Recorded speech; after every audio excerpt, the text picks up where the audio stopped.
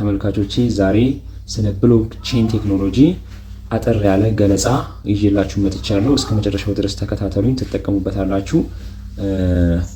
ብሎክቼን ቴክኖሎጂ ማለት ምን ማለት ነው? ብሎክቼን ቴክኖሎጂ ማለት እዚህ ምድር ላይ ወደ 8 ቢሊዮን የሚጠጋ ህዝብ እንዳለ ይነገራል። ስለዚህ 8 ቢሊዮን የራሱ ኮምፒውተር ወይም ስማርት ስልክ አለው ብለን ብንወስድ 8 ቢሊዮን የሆነ ዳታ መመዝገቢያ ምን አለ ኮምፒውተር ወይም ስማርት ስልኮች አሉን እንበል።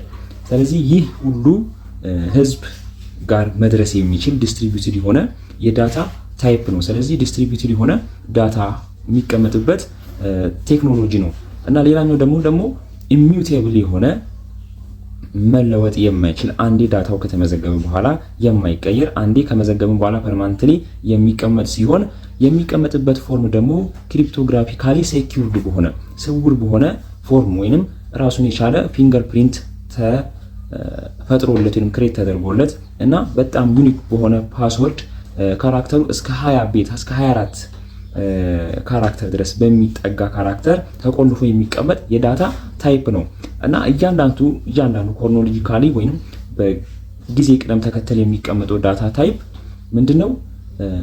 ትራንዛክሽን ነው፣ የገንዘብ ዝውውሮች ሲሆኑ እያንዳንዱ ገንዘብ ዝውውር በየትኛው ወር በየትኛው ሰዓት እንደተፈጠረ መዝግቦ ፐርማነንትሊ አጠቃላይ ለ8 ቢሊዮን ስማርት ስልኮች ወይንም ኮምፒውተሮች ሁሉም ማየት በሚችሉበት ኮንዲሽን ዳታ ኢንተርኔት ባለበት ቦታ ሁሉ ማየት በሚቻልበት ኮንዲሽን መዝግቦ የሚያስቀምጥልን የቴክኖሎጂ አይነት ነው። ሌላኛው ደግሞ እያንዳንዱ ገጽ ወይም እያንዳንዱ ፔጅ ምንድነው ብሎክ ነው የሚባለው። እያንዳንዱ ብሎክ ማለት እያንዳንዱ ትራንዛክሽን ይመዘግባል። ብሎክ ማለት አንድ ትራንዛክሽን ማለት ነው። ስለዚህ ለአንድ ሰው በሆነ ጉዳይ ገንዘብ ልካችሁ ወይም ለሆነ ግዢ ገንዘብ ልካችሁ ከሆነ ያ ግዢ ሰዓቱ፣ ቀኑ እያንዳንዱ ዲቴል ተመዝግቦ ይቀመጣል ፐርማነንትሊ። ያ ተመዝግቦ የሚቀመጠው ዳታ አንድ ብሎክ ይባላል ማለት ነው። ስለዚህ ብሎክ ማለት እንደ ፔጅ ወይም አጠቃላይ ብሎክቼን ማለት ሌጀር ወይም እንደ መዝገብ የትራንዛክሽን መዝገብ ማለት ነው እና አንድ ፔጅ ወይም አንድ ብሎክ ከተፈጠረ በኋላ ሲልድ ይደረጋል ወይም ታሽጎ በምን ስፔሻል በሆነ ካራክተር ሃይ ሌቭል ሴኩሪቲ ባለው ካራክተር ኮዶች ፓስወርድ ተቆልፎ በፊንገርፕሪንት ተቆልፎ ይቀመጣል ፐርማነንትሊ ማለት ነው። ስለዚህ ለምትፈልጉት ሰው ብቻ ያንን ዳታ ማሳየት ወይም ማስነበብ ትችላላችሁ። ያ ዳታ ሌላ ሰው ጋር ሲሄድ የማይጠቅም የሆነ ግራ የሚያጋባ ነገር ሆኖ ይገኛል። ኢቭን ባለሙያንን የሚሉ ኮደሮች ሶፍትዌሮች ራሱ መክፈት አይችሉም ማለት ነው።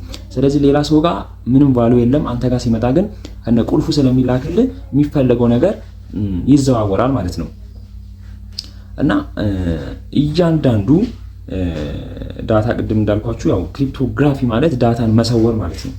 የሆነ ኢንፎርሜሽንን ስውር በሆነ ፎርም ማስቀመጥ መቻል ማለት ነው። ስለዚህ እያንዳንዱ ዳታ እያንዳንዱ ትራንዛክሽን ክሪፕቶግራፊካል ወይንም በስነ መሰወር ሳይንስ መሰረት ተሰውሮ ሌላ ስውር ስላችሁ ሰይጣናዊ ነገር ሳይሆን ተቆልፎ በፊንገርፕሪንት እና በፓስወርድ ተቆልፎ ይቀመጣል ማለት ነው።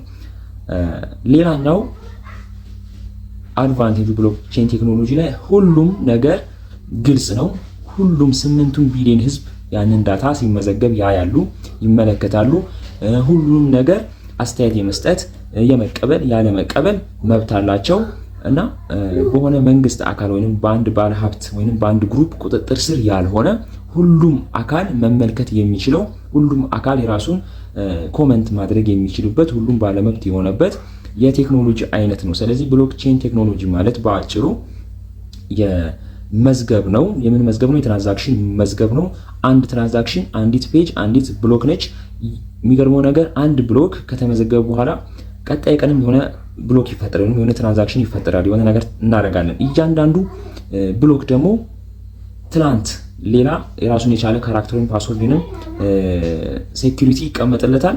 አሁንም ቀጣይ ቀን የሚፈጠረው ትራንዛክሽን ደግሞ የራሱ የሆነ ፊንገርፕሪንት ፓስወርድ ይቆለፍና ይቀመጣል። ስለዚህ አንዱ ከአንዱ ጋር ምን ይደረጋል? ሊንክ ያደርገዋል ማለት ነው። ክሪፕቶግራፊካሊ ሊንክ ይፈጠራል። ያ ሊንክ ደግሞ ምን ይባላል? ቼን ማለት ነው። ዛሬ የተፈጠረው ትራንዛክሽን ከሰዓታት በኋላ የተፈጠረው ትራንዛክሽን እያንዳንዱ ትራንዛክሽን ሊንክ ይኖረዋል ማለት ነው። ያ ሊንክ ቼን ይባላል። ስለዚህ አንድ ትራንዛክሽን አንድ ብሎክ ነች፣ ተዘግታ ተቀምጣለች እና ከሱ ጋር ደግሞ አታች የሚያደርጋት ሊንክ አለ። ያ ሊንክ ምንድነው?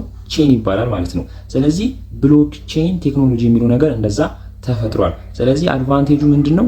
ቀጣይ በመሰራላችሁ ቪዲዮ ሰራላችኋለሁ። አሁን ግን ብሎክቼን ቴክኖሎጂ ማለት ምንድነው ዲጂታል የሆነ ሌጀር ነው።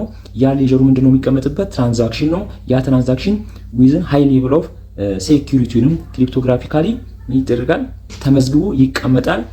የትላንቱ የቀጣይ ቀኑ የሰዓታት በፊት እያንዳንዱ ነገር ተመዝግቦ ይቀመጥና ሊንክ ይደረጋል። ያ ሊንክ ምንድነው ቼን ነው የሚባለው። ስለዚህ ብሎክቼን ቴክኖሎጂ ማለት የትራንዛክሽን መዝገቦች የየዕለቱ የየሰዓታቱ መዝገብ ዊዝን ክሪፕቶግራፊካሊ ሴኩሪቲ ተደርጎ ሲቀመጥ ብሎክቼን ቴክኖሎጂ ይባላል ማለት ነው። ስለ ብሎክቼን እና አጠቃላይ ስለ ክሪፕቶ ካረንሲ አዳዲስ ቪዲዮዎችን እሰራላችኋለሁ። የዩቲዩብ ቻናል አለ ዘመነኛው የሚል እንዲሁም ቴሌግራም ግሩፕ አለ። ዘመነኛው ብላችሁ ቴሌግራም ግሩፕ ማግኘት ትችላላችሁ። እንዲሁም ዘመነኛው ብላችሁ መጻፍ ትችላላችሁ። ዩቲዩብ ላይ ታገኛላችሁ። ሊንኮቹን አስቀምጥላችኋለሁ።